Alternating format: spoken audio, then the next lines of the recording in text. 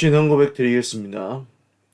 전능하사 천지를 만드신 하나님 아버지를 내가 믿사오며 그 외아들 우리 주 예수 그리스도를 믿사오니 이는 성령으로 잉태하사 동정녀 마리아에게 나시고 본디오 빌라도에게 고난을 받으사 십자가에 못 박혀 죽으시고 장사한 지 사흘 만에 죽은 자 가운데서 다시 살아나시며 하늘에 오르사 전능하신 하나님 우편에 앉아 계시다가 저리로서 산자와 죽은 자를 심판하러 오시리라. 성령을 믿사오며 거룩한 공회와 성도와 서로 교통하는 것과 죄를 사하여 주시는 것과 몸이 다시 사는 것과 영원히 사는 것을 믿사옵나이다. 아멘. 찬송가 516장 찬송 드리겠습니다.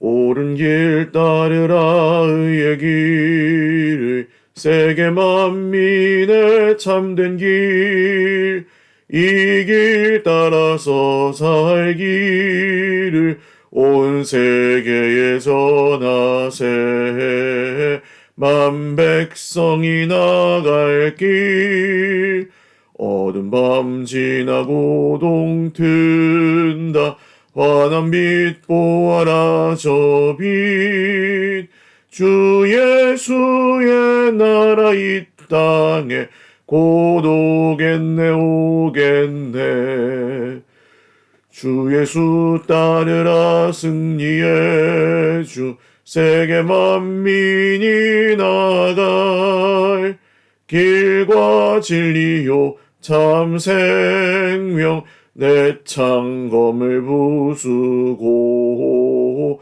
다 따르라 화평왕 어두운 밤 지나고 동튼다 환한 빛 보아라 저 빛 주 예수의 나라 이 땅에 곧 오겠네 오겠네 놀라운 이 소식 알리어라 세계 만민을 구하려 내 주 예수를 보내신 참 사랑의 하나님 만 백성이 따를 길 어두운 밤 지나고 동튼다 환한 빛 보아라 저 빛 주 예수의 나라 이 땅에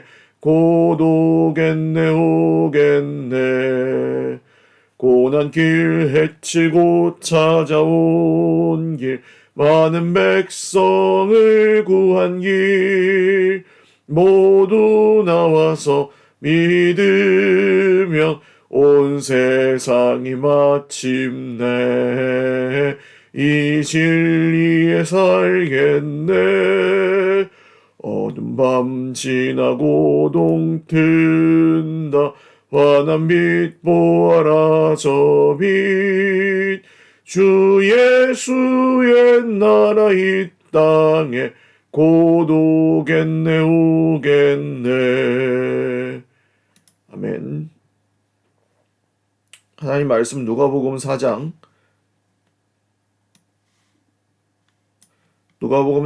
31절에서 44절까지 말씀입니다. 누가복음 4장 31절에서 44절까지 말씀입니다. 한 목소리로 읽겠습니다. 갈릴리의 가버나움 동네에 내려오사 안식일에 가르치심에 그들이 그 가르치심에 놀라니 이는 그 말씀이 권위가 있음이로라. 회당에 더러운 귀신 들린 사람이 있어 크게 소리질러 이르되 아 나사렛 예수여 우리가 당신과 무슨 상관이 있나이까 우리를 멸하려 왔나이까 나는 당신이 누구인지를 아노니 하나님의 거룩한 자니이다. 예수께서 꾸짖어 이르시되 잠잠하고 그 사람에게서 나오라 하시니 귀신이 그 사람을 무리 중에 넘어뜨리고 나오되 그 사람은 상하지 아니한지라. 다 놀라 서로 말하여 이르되 이 어떠한 말씀인고 권위와 능력으로 더러운 귀신을 명하매 나가는도다 하더라. 이에 예수의 소문이 그 근처 사방에 퍼지니라.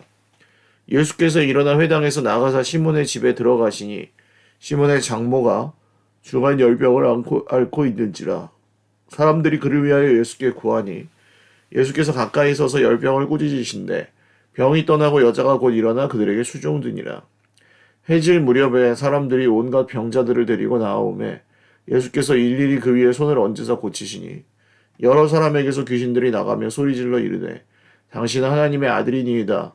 예수께서 꾸짖으사 그들이 말함을 허락하지 아니하시니 이는 자기를 그리스도인 줄 알미러라.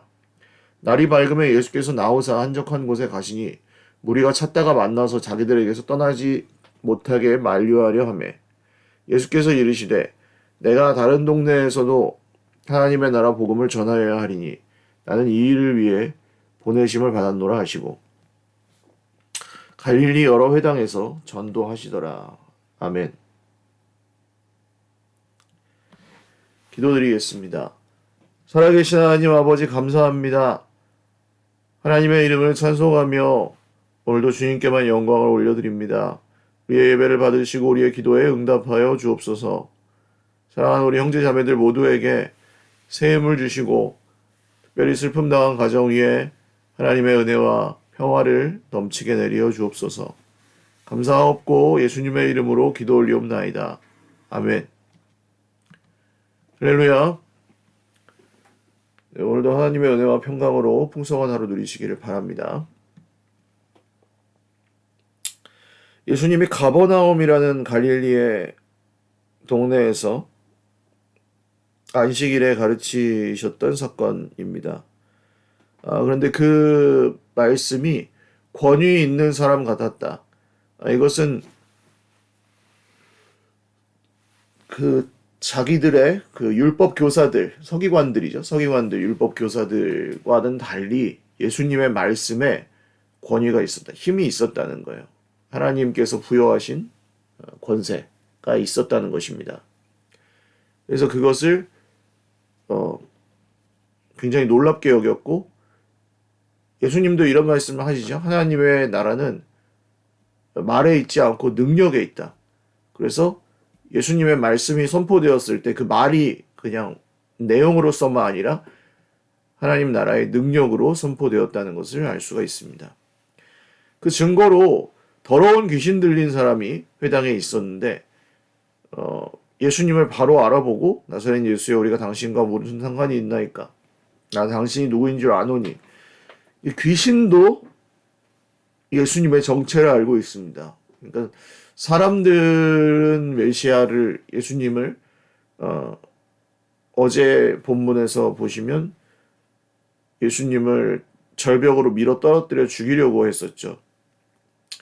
근데 귀신은 알고 있습니다. 이게 이제 누가복음에서 지금 누가가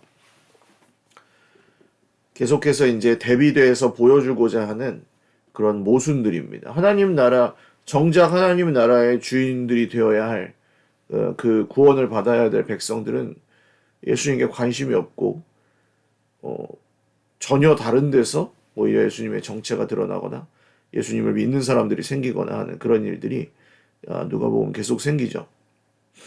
귀신이 오히려 알고 예수님을 알아보자 예수님이 꾸짖으셔서 잠잠하고 그 사람에게서 나오라.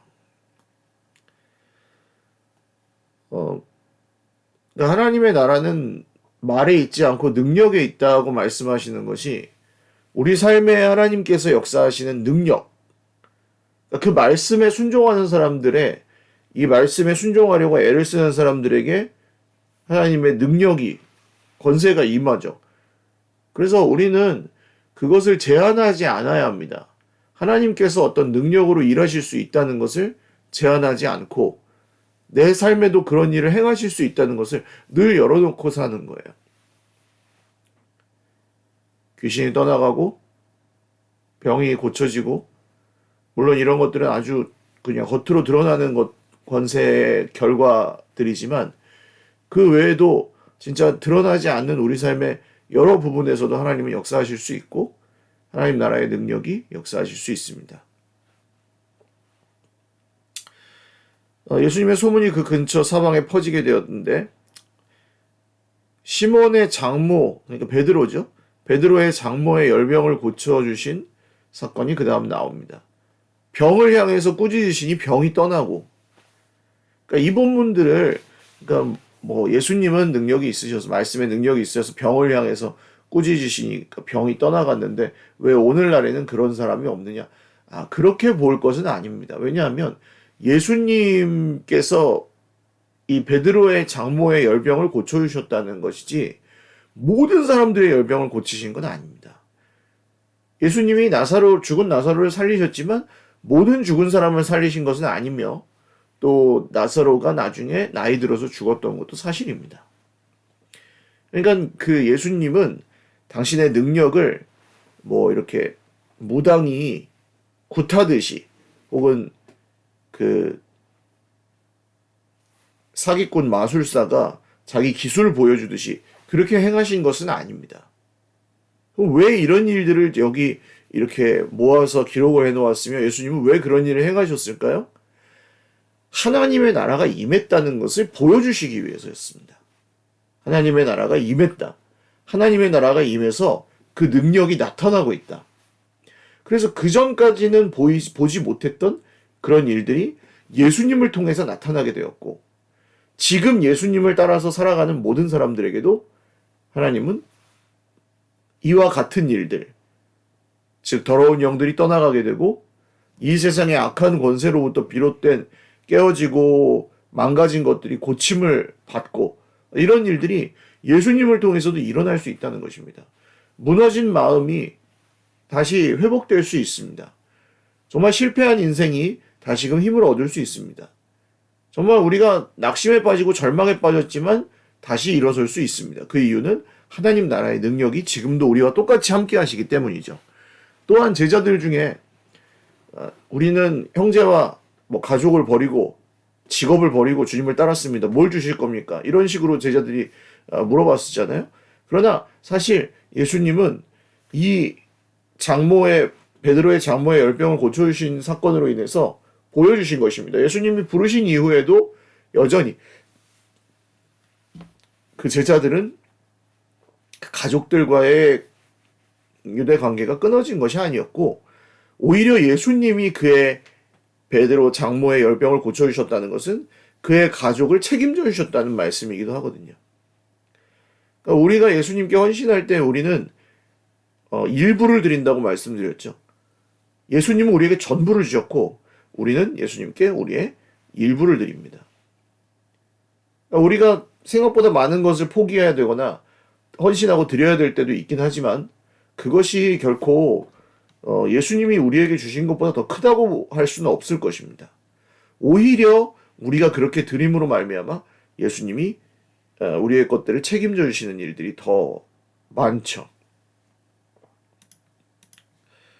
그리고 마지막으로는 예수님이 그 병자들을 일일이 손을 얹어서 고쳐주시면서 귀신이 떠나가고 또 이런 일들이 생겼는데 예수님이 날이 밝으셔서 그 해질 무렵부터 밤새도록 사역하신 것입니다. 그리고 예수님이 거기서 이제 마치시고 외딴 곳으로 가셔서 한적한 곳으로 가셔서 기도하실 틈을 얻고자 하셨는데 이 사람들이 붙잡고 안 놔주는 거예요. 우리랑 같이 있어라. 계속해서 우리를 고쳐주고 우리에게서 귀신 떠나가게 하고 이런 능력들을 행해라. 그러니까 조금만 예수님께서 능력을 베푸시면 사람들은 그 능력을 자기들의 소유로 삼고자 하고 통제하고자 했습니다. 오늘날 하나님께서 우리에게 어떤 이런 기술적인 기적을 주지 않으시는 이유가 저는 여기 있다고 봐요. 기술적인 기적, 예를 들어서 내가 내가 안수하면 모든 병이 나아요. 그럼 어떻게 하겠습니까? 이 사람은 그 능력을 자기의 통제하에서 사용하며 자기의 유익을 위해 사용하기가 너무 쉽겠죠. 하나님께서 주신 것들을 하나님의 뜻대로 쓰지 않고 이렇게 예수님이 조금 고쳐주시니까 예수님을 떠나지 못하게 했던 것처럼 이런 일들이 일어날 수 있다는 것이죠. 그래서 예수님이 그런 자기를 붙잡고 못 가게 한 사람들을 향해서 내가 다른 동네들에서는 하나님 나라 복음을 전해야 될 것이다. 나는 이 일을 위해 보내심을 받았다. 예수님이 오신 이유는 무엇입니까? 병자를 고치시고 귀신이 떠나가고 하는 것들은 예수님을 통해서 하나님의 나라가 임한 결과였습니다. 정작 예수님께서 정말 사명을 받으신 것은 무엇이었는가? 하나님 나라의 복음을 여러 동네에, 이스라엘의 여러 동네에, 유대의 여러 동네에 전하시는 것이었습니다. 오늘날 우리가 받은 사명도 마찬가지죠. 우리가 무슨 능력과 기적을 행해서 뭐 이 땅에 막 정말 많은 사람들을 끌어모은다거나 이런 것이 우리의 사명이 아닙니다. 우리의 진짜 사명은 하나님 나라의 복음이 우리에게 전수되고 또한 우리로 하여금 다른 사람들에게 그것을 전수하는 것입니다. 오늘도 우리에게 주신 이 사명, 예수님이 그렇게 살다가 십자가에 죽으시고 부활하셔서 승천하셨고 우리 제자들을 통해서 우리에게 전수된 이어진 이 사명, 하나님 나라의 복음을 전하는 것. 하나님 나라의 복음은 무엇입니까? 하나님의 나라가 임했다. 그리고 장차 완성될 것이다. 예수님이 이 일을 이루셨다. 이루고 계신다. 이루실 것이다. 이것을 우리 삶에 끊임없이 기억하고 되새기며 실현하고 또 다른 사람들에게도 그 복음을 흘려보내는 것입니다. 오늘도 그런 하나님 나라 복음의 사명을 계속해서 전하는 복음을 전하는 사명을 잘 감당하는 저와 여러분의 하루가 되실 수 있기를 주님의 이름으로 축원을 드립니다. 기도드리겠습니다. 살아계신 주님, 우리 입술을 통해서 우리의 삶을 통해서 하나님 나라의 복음이 전해지고 베풀고 서로를 향한 섬김과 헌신을 통해 하나님께 드린 예배를 통해 하나님의 나라가 확장되게 될 것입니다. 오늘도 예배하며 살아가는 주의 백성들 모두에게 은혜 베풀어 주시고 성령으로 충만하게 하옵소서. 주님께서 행하셨던 이런 하나님 나라의 증거들, 기적들이 우리 삶에도 계속해서 나타나게 하시고 악한 영은 떠나가고 죄의 권세가 힘을 잃고 어둠이 밝혀지고 주님이 행하시는 공의와 사랑이 온전히 이 땅 가운데 더 많이 드러날 수 있도록 우리를 통해 드러날 수 있도록 은혜 베풀어 주시옵소서. 감사하옵고 예수님의 이름으로 기도 올리옵나이다. 아멘. 네, 감사합니다. 오늘도 주님 안에서 복된 하루 되시고 초롱꽃마을 우리 지금 선교 공간으로 대한 공간에 오늘부터 이화균 집사님이 수고해 주셔서 가벽을 치고 싱크를 설치하고 하는 일들 아마 하게 될 것 같습니다. 잘 진행될 수 있도록 그래서 기도해 주십시오. 사랑하고 축복합니다.